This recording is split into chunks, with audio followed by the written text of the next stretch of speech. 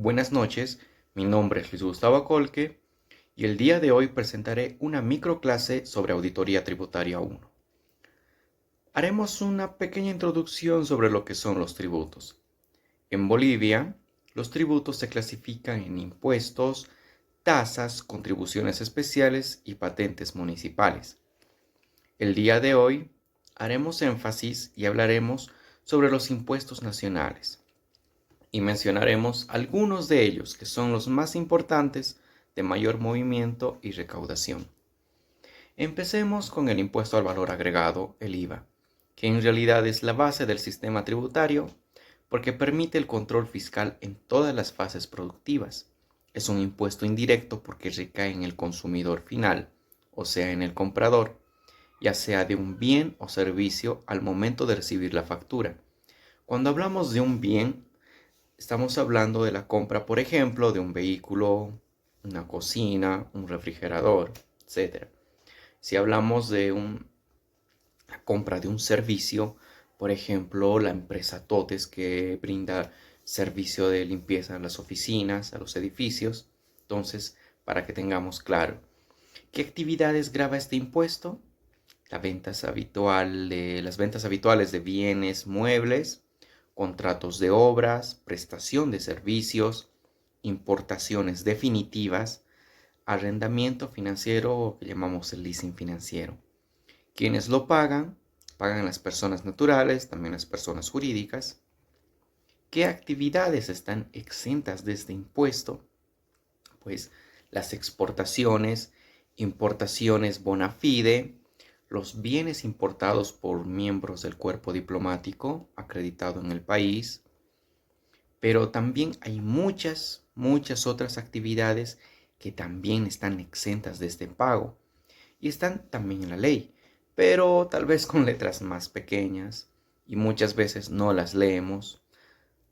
Por ejemplo, voy a ponerles un caso práctico. Una persona X va a importar desde Estados Unidos libros y revistas. Esta es una importación definitiva. Y ya antes habíamos mencionado que las importaciones definitivas están gravadas por el impuesto al valor agregado.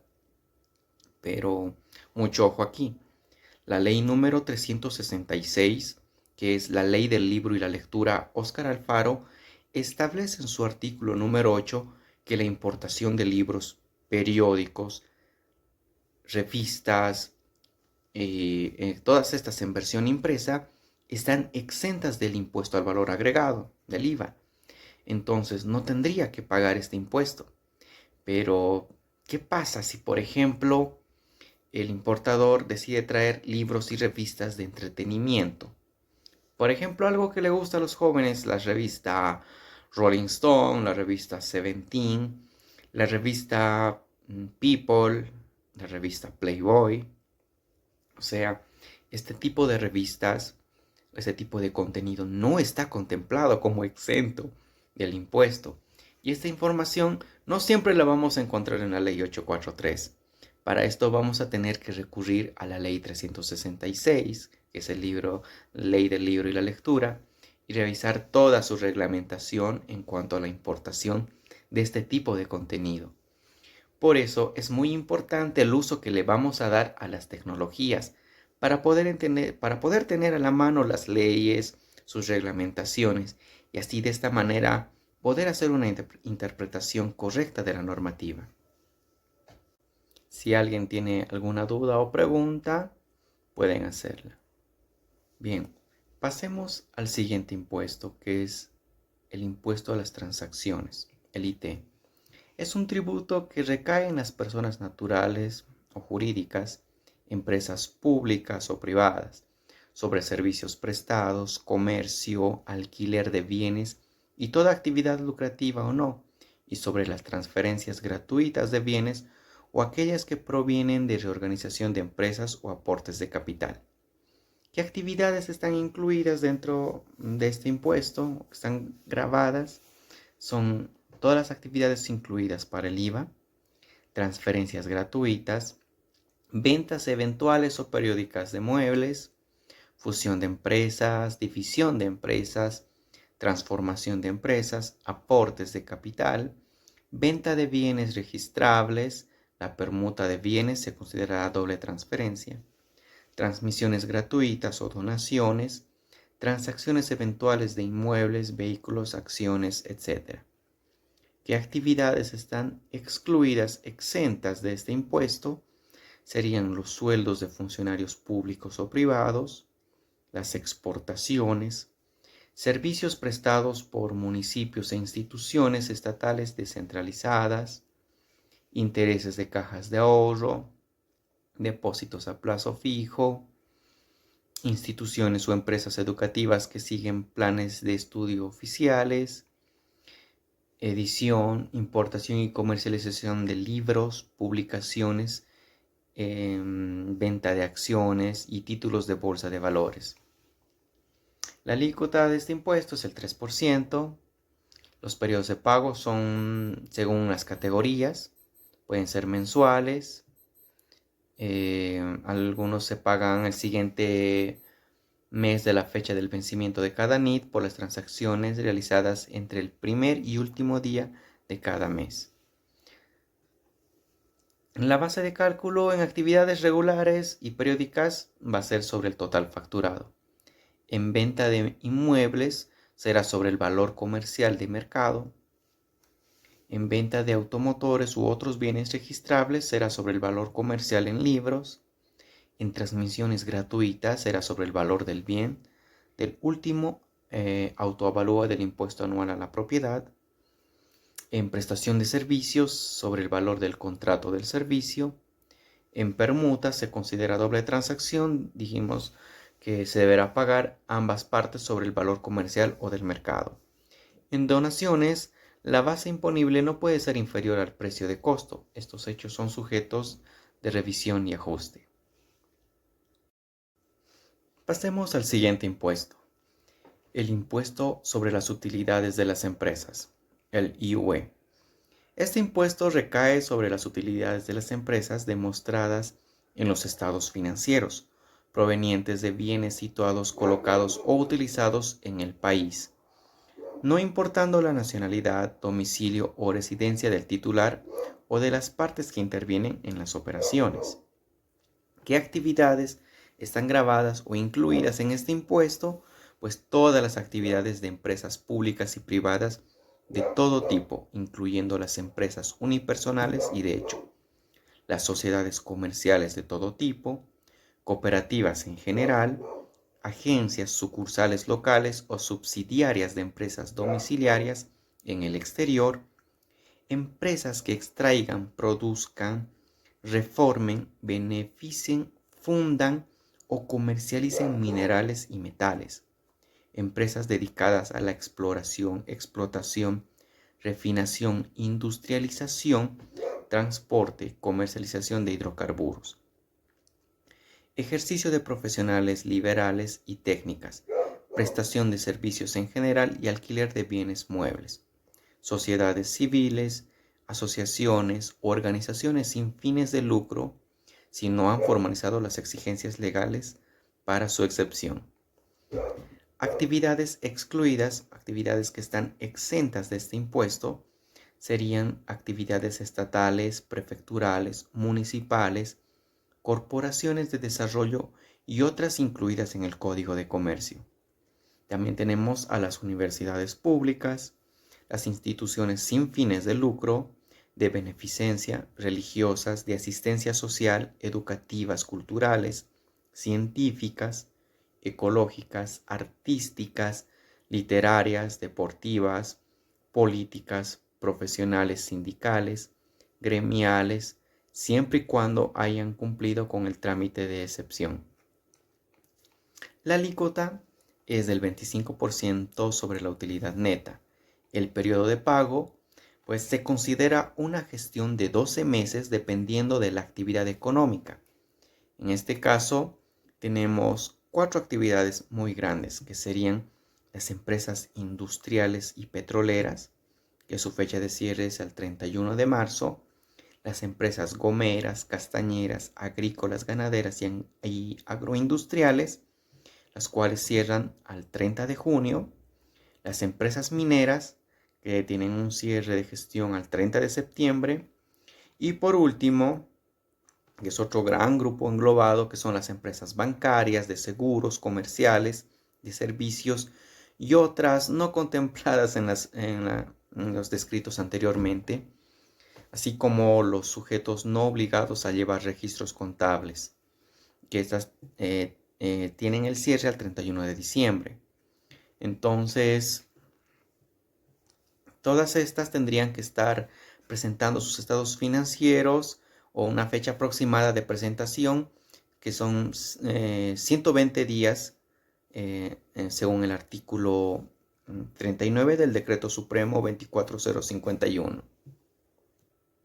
Y si por alguna razón en toda esa gestión no hemos tenido movimiento o hemos cesado nuestras actividades, no olvidemos que tenemos obligaciones aún después de quedar inactivos, porque la administración tributaria no es consciente que hayan cesado nuestras operaciones hasta que nosotros demos conocimiento de ellos, por lo que nos podría generar una multa por incumplimiento a deberes formales. Ahora pasaremos al régimen complementario al impuesto al valor agregado, el RCIVA. ¿Qué características tiene este impuesto? Bien, es un impuesto sobre los ingresos de las personas naturales y sociedades indivisas, provenientes de su actividad comercial, inversiones, remuneraciones, salarios, intereses u otras fuentes de ingresos similares. ¿Qué actividades están incluidas?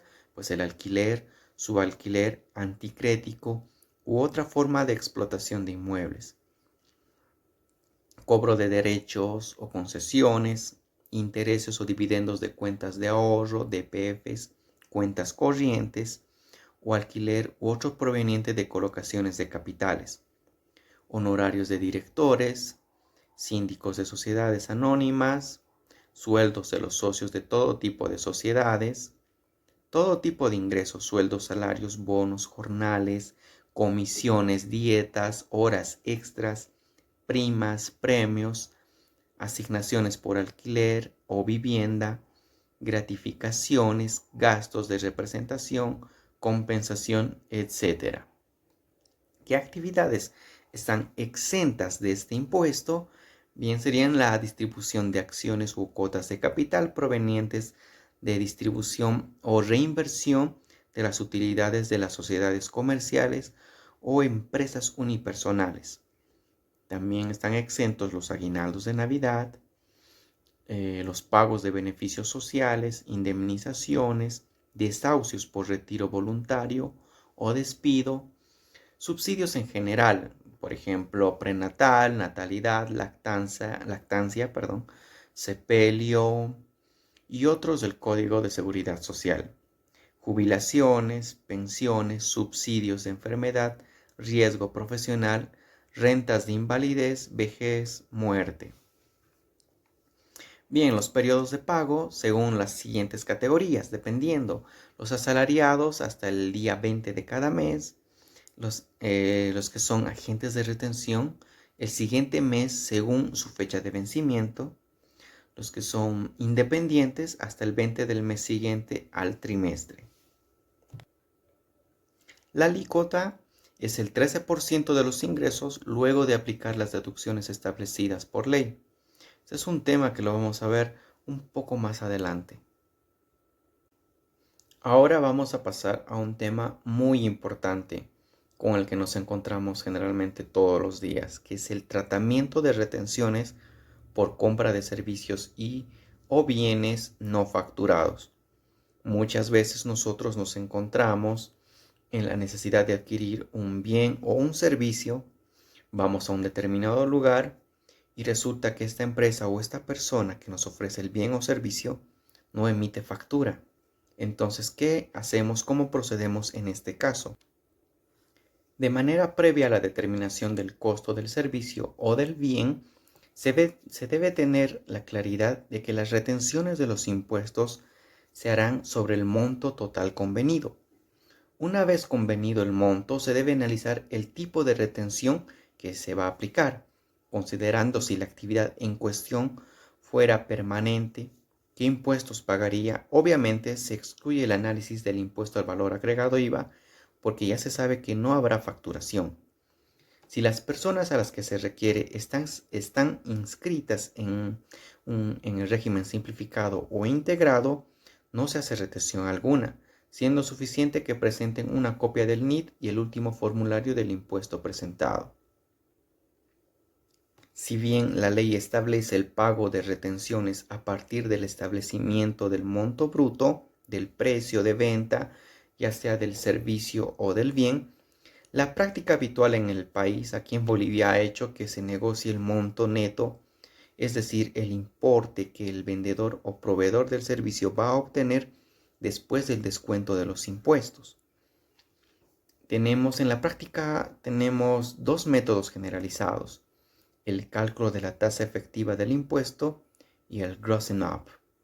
El cálculo de la tasa efectiva es el porcentaje aplicable sobre el monto total acordado sin la aplicación del gravamen. Se denomina impuesto por fuera. La tasa efectiva del IVA es el 13% en caso de la venta facturada de un bien, por ejemplo, por unos 100 bolivianos. Significa que 13 bolivianos se van al fisco, por lo que queda 87 bolivianos a favor del vendedor. Si el mismo quisiera obtener los 100 bolivianos, debe aplicar la tasa efectiva. Esto significa que debe calcular el porcentaje que represente de bolivianos 13 respecto de los bolivianos 87, es decir, 13 sobre 87, que serían el 14,94%. Ahora, el grossing up, se denomina de esta forma el ejercicio de incrementar, de engrosar el impuesto a partir del monto neto. Y esto es lo que generalmente se da el día a día, porque muchas veces vas a comprar y no tienen factura. Como empresa legalmente establecida, necesitas demostrar para hacer los descargos. Entonces, vas y te dice el vendedor que no emite factura. Tú le vas a decir: te voy a retener. Por lo general, ningún vendedor te va a aceptar que les retengas el dinero y recibir, digamos, por ejemplo, menos, ¿no? Entonces, aquí es donde se aplica el grossing up. Este procedimiento se utiliza para subir el costo del servicio o de la compra de un monto tal que permita cubrir también las retenciones. Esta práctica no es del todo correcta, pero no es ilegal. ¿Esto qué significa? Por ejemplo, si tenemos que comprar un determinado producto que cuesta 100 bolivianos. Si nos dice que no emite factura, le vamos a decir: ok, perfecto, te voy a retener el 13% y solo te voy a pagar 87. Eso por lo general no nos van a aceptar. Entonces, cuando aplicamos el grossing up, incrementamos el costo. Hacemos que el producto valga 113 bolivianos. La cosa es que al vendedor le pagamos los 100 que nos pide y los 13 bolivianos que estamos engrosando lo asumimos nosotros como empresa. También hay que mencionar que dentro de la ley 843 hay muchos impuestos que, bueno, no hemos hecho mención, pero son muy conocidos aquí en el país, como el impuesto al consumo específico, impuesto al juego, impuesto a las salidas aéreas al exterior, impuesto directo a los hidrocarburos, etc. Entonces, por razones de tiempo, no vamos a tocar estos temas, vamos a concentrarnos en los principales, que son los que ya habíamos mencionado: IVA, RCIVA, IT y UE.